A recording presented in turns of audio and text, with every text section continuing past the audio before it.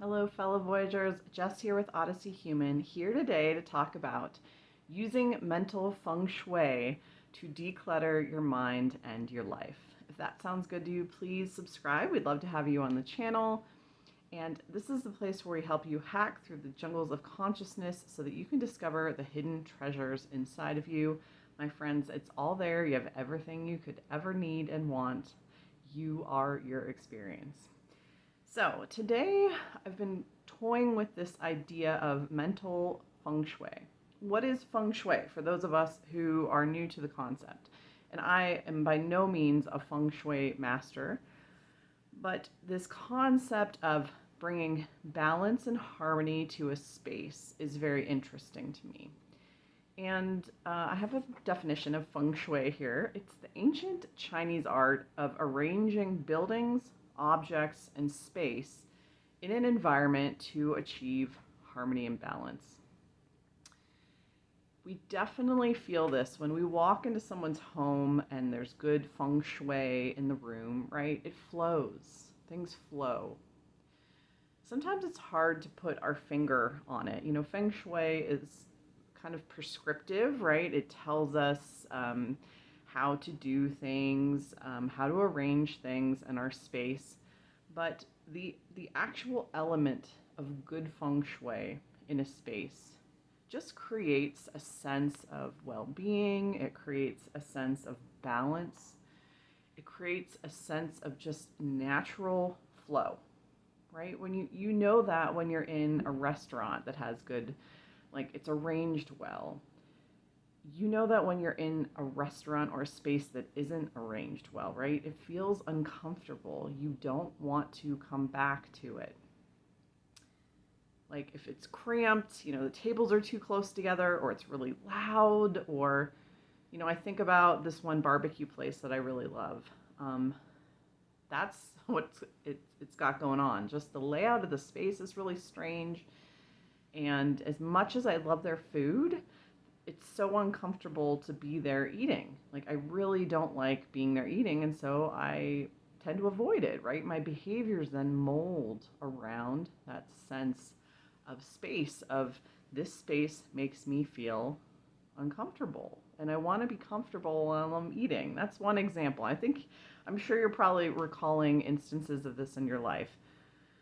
But we can think about our mind as a space. We think about our mind as a space. What is passing through our mind? How comfortable do we feel in our own mind?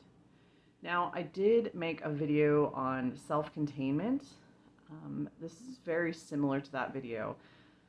Go ahead and check that video out as a supplement to this one if you haven't already seen it.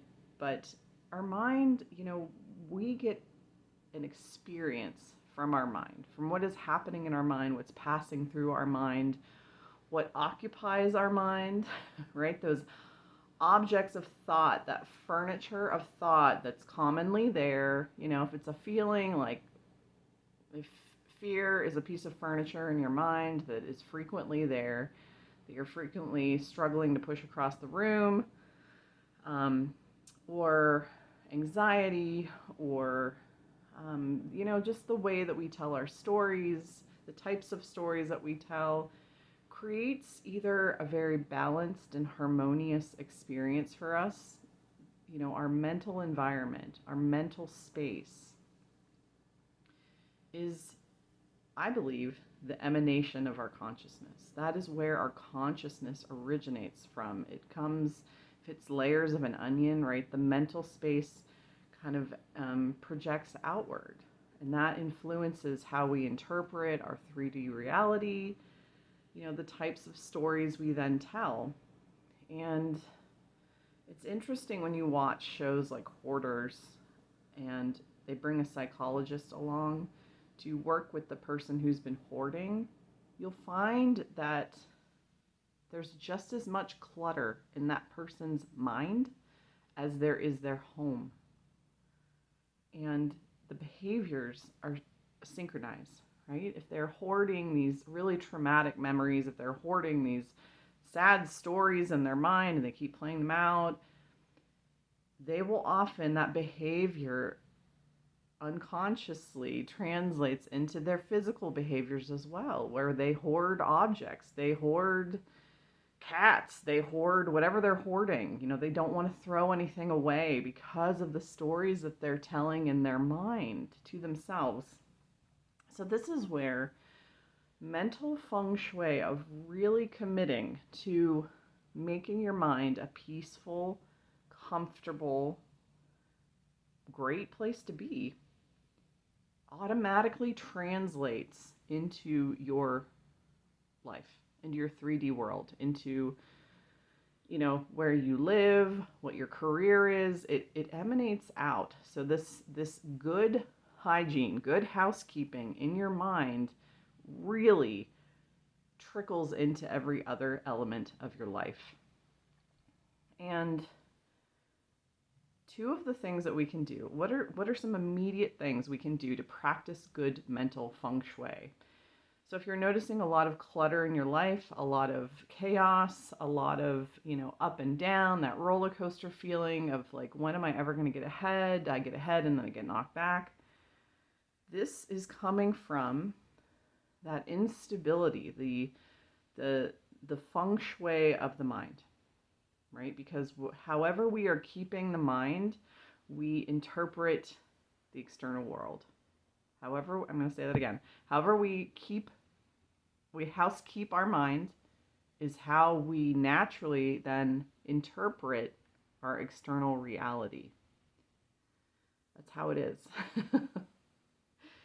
Because, the whole everything is you pushed out like that, we project whatever our mental environment is onto everything else. That's how we interpret it. That's how we see it. That's which pieces of data we use then to construct a story about reality that is very similar to the story that we're minding in our own heads. So, how do we get to a place of balance and harmony in our own mind so that whatever comes into our life, we can then we can approach with that same balance and harmony, because that is what happens. So, the first thing we can ask ourselves is, why am I here? Why am I here? Why am I here in this existence? And this is a question that we don't often answer for ourselves, right? We often parrot whatever we have heard from spiritual teachers, from religious institutions, from our friends and family. Why am I here? Oh, I'm here to learn lessons, or I'm here to have a human experience, or I'm here. Those are all answers that we just kind of parrot, but it doesn't go any deeper than regurgitating an answer.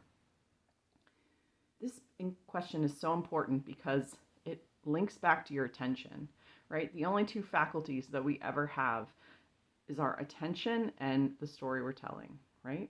Our attention and how we're framing a situation. Our attention and the meaning that we're giving, our interpretation. So why am I here helps us focus our attention. When we don't take the time to answer this question and we don't really know why we're here, we're just here experiencing, it will often feel very tumultuous because our attention is going to get hijacked by everything and anything and anyone that comes along and screams the loudest or bangs the hardest or has the biggest explosion, right? Our attention will constantly be hijacked by things that may or may not be important to us. So answering that question, getting really clear, why are you here? Why are you here? Answering that for yourself will help to focus your attention. Laser focus. Laser focus this. When I was working one-on-one with clients, when I was coaching earlier in my career, this was commonly the problem that I saw that people struggled with, was they had conflicting answers to this question. Many people that were attracted to me to work with me had career challenges. They were struggling in their career, right? My career video for highly sensitive people was one of the most watched videos that I ever made.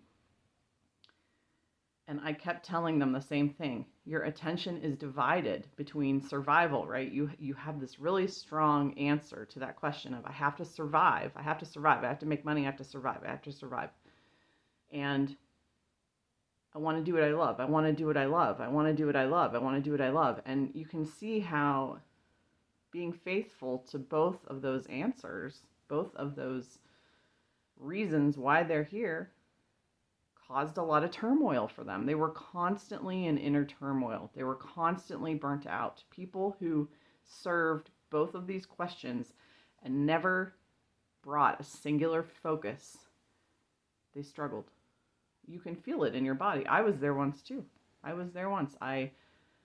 had the same dichotomy of I have to survive and make money. No, I want to pursue what I love. I want to make, you can see how it really, and they how they then behaved was they were at a job they hated. They were at a job they hated.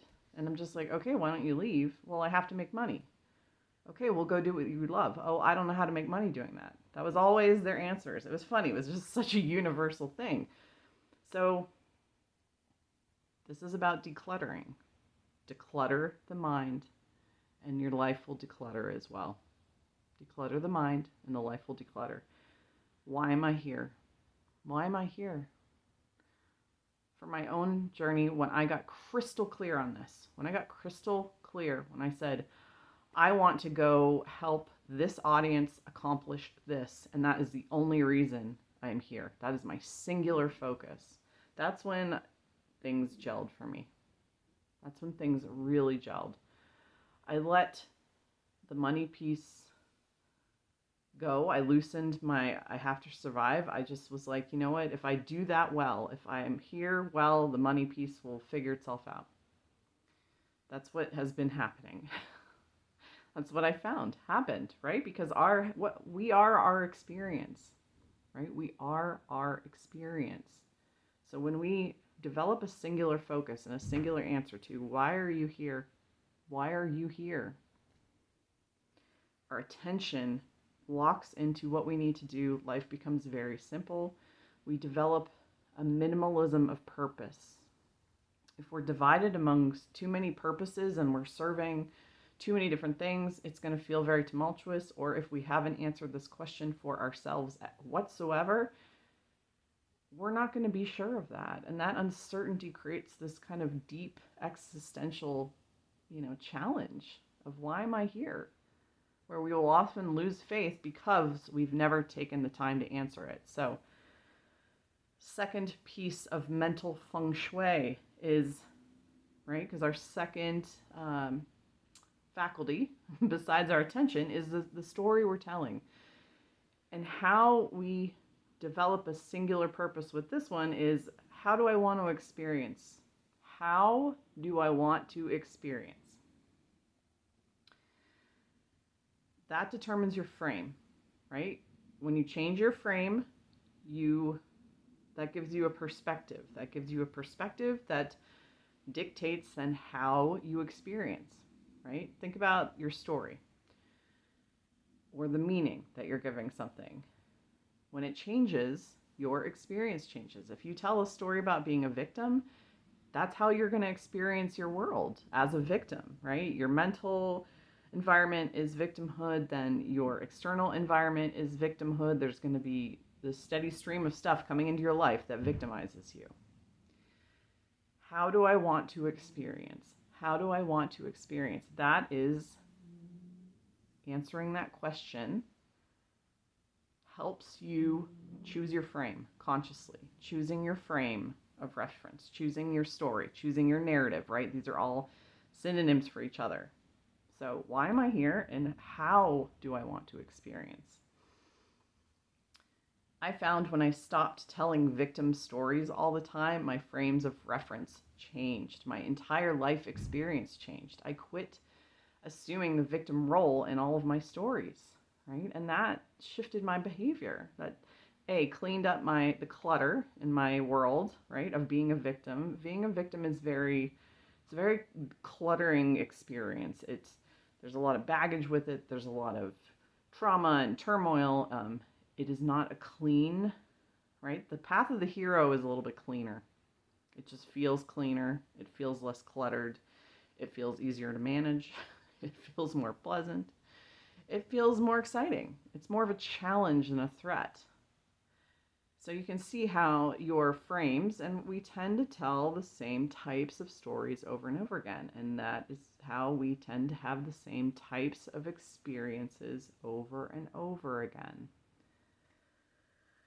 So I know this was helpful to you.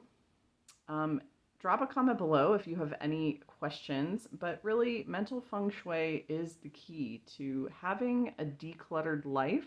Begins in the mind. So think about mental feng shui, check out that other video I recommended, and answer for yourself the question of why am I here and how do I want to experience? That will help you focus your attention and your narrative, right? Those two things are going to get crystal clear, and use those faculties that you have to serve the answers that you come up with to these questions. Be in service then to those answers, and only in service to those answers. Thanks for watching. Have a wonderful day. Talk to you later.